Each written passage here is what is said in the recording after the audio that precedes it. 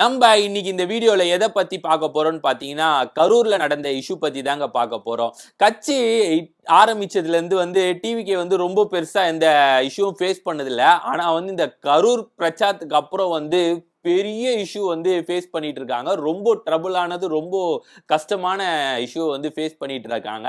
இதனால பொதுமக்கள் சில பேர் சப்போர்ட்டும் பண்றாங்க, சில பேர் அகைன்ஸ்டாவும் இருக்காங்க. எனக்கு தெரிஞ்சு நிறைய பேர் அகைன்ஸ்டா தான் இருக்காங்க விஜய் மேல. ஸோ நேத்து கோர்ட்ல என்ன நடந்ததுன்னு பாத்தீங்கன்னா, ஜட்ஜி 2 சைடும் வாதம் நிறைய கேள்விலாம் பயங்கரமா ரைஸ் பண்ணாங்க. போலீஸ் சைடும் சரி, டிவிகே கட்சி சைடும் சரி, நிறைய ப்ராப்பரான கொஸ்டின்லாம் பயங்கரமா ரைஸ் பண்ணாங்க. போலீஸ் சைடு என்ன ரைஸ் பண்ணாங்கன்னா, அந்த இடத்துக்கு நேஷனல் ஹைவே அந்த இடம், அந்த இடத்துக்கு நீங்க எப்படி பர்மிஷன் கொடுத்தீங்க? ஸோ அவங்க டிவிகே கட்சியில இருந்து எப்படி ரைஸ் பண்ணாங்க? ஸோ 10,000 பேர் தான் வருவாங்கன்னு ரைஸ் பண்ணாங்களா? என்னெல்லாம் சொல்லி ரைஸ் பண்ணாங்க? அப்படின்ற மாதிரி போலீஸ் தரப்புல கேட்டிருந்தாங்க. அதுக்கப்புறம் என்னதான் பிரச்சனை ஆனாலும் பொதுமக்களுக்கு நம்ம தான் பொறுப்பு போலீஸ்காரங்க தான் அது பொறுப்பா பார்த்துக்கணும். வேற எந்த கட்சிக்காரங்களும் பார்க்க போறது இல்லை. எவ்வளவு பேர் வந்தா என்ன, 10,000 வந்தா என்ன, 15,000 பேர் வந்தா என்ன, நம்மளோட போலீஸ் வேலை பொறுப்பு பொதுமக்களை காப்புறதுக்கு தான். அதை நீங்க அதை இழந்துட்டீங்க அப்படின்ற மாதிரிலாம் நிறைய பேர் கேட்டிருந்தாங்க ஜட்ஜி. அதுக்கப்புறம் டிவிகே வேன்ல அந்த வேன்ல வரும்போது ஒரு வீடியோ பார்த்திருப்பீங்க. தொண்டர்கள்லாம் அந்த வேனை இடிச்சு கீழே டயர் மேல அந்த வண்டி ஏறி பசங்களுக்கு கொஞ்சம் இஷ்யூ ஆயிருக்கும். சின்ன ஆக்சிடென்ட் மாதிரி நடந்திருக்கும். அதை நீங்க ஏன் வழக்கு பதிவு போடல? ஆக்சுவலா நார்மலா ஆக்சிடென்ட் ஆயிடுச்சுன்னா வண்டி அங்க நிப்பாட்டணும், அவரு நிப்பாட்டல, நீங்க ஏன் டிரைவர் மேல கேஸ் போடல? அதுக்கப்புறம் இந்த இஷ்யூ ஏன் வண்டியை சீஸ் பண்ணல அப்படின்ற மாதிரி நிறைய போலீஸ் தரப்புல சூப்பரா கேட்டிருந்தாங்க ஜட்ஜி.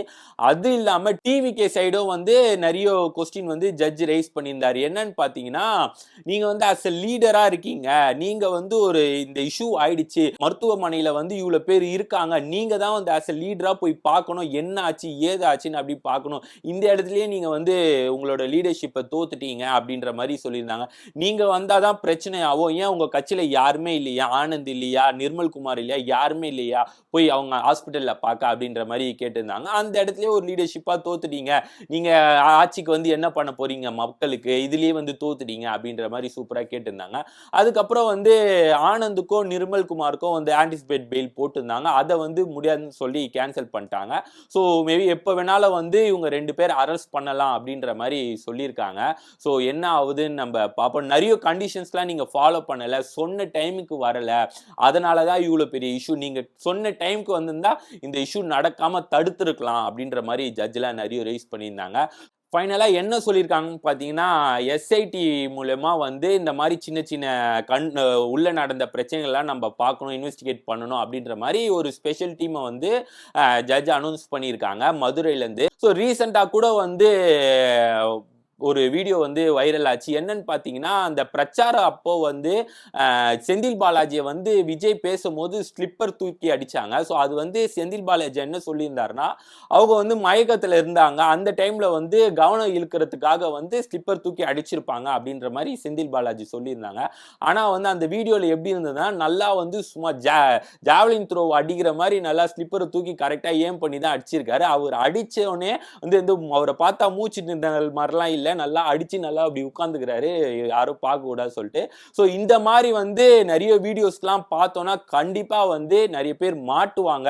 இந்த ஆம்புலன்ஸ் டிரைவர் அடிச்சது யாரு, அதுக்கப்புறம் அவங்க வெட்டு காயம் வந்ததெல்லாம் யாரு, என்ன பண்ணா அப்படின்னு சொல்லி இந்த ஸ்பெஷல் டீம் கண்டுபிடிச்சா நல்லா இருக்கும்னு நினைக்கிறேன். ஸோ வெயிட் பண்ணி பார்ப்போம். அதுக்கப்புறம் இந்த பேச்சு, இந்த கோர்ட்டு வாதம்லாம் போன அப்புறம் பாலிடிக்ஸ் பொலிட்டிஷியன் சைட்லாம் நிறைய பேர் பேசியிருந்தாங்க. எடப்பாடியும் அதை பத்தி பேசியிருந்தாரு. என்னன்னா, நீங்க விஜய் பார்க்கல போய் ஹாஸ்பிட்டல்ல பார்க்கலன்னு சொல்றீங்களே, கள்ளக்குறிச்சியில அவ்வளவு பேர் சேர்த்தாங்களே, அப்போ போய் பார்த்தாரா சிஎம்? இப்போ 2 நாள் முன்னாடி எண்ணூர்ல ஒரு ஆக்சிடென்ட் ஆச்சு, 10 பேர் இறந்தாங்களே, அதை போய் பார்த்தாரா? அதுல பார்த்து நீங்க அழுதீங்களா? எதுவுமே பண்ணலையே, சும்மா அதுக்கு மட்டும் ஏன் குறை சொல்றீங்க அப்படின்ற மாதிரி எடப்பாடி அவரோட சைடு போல்டா பேசியிருந்தாரு.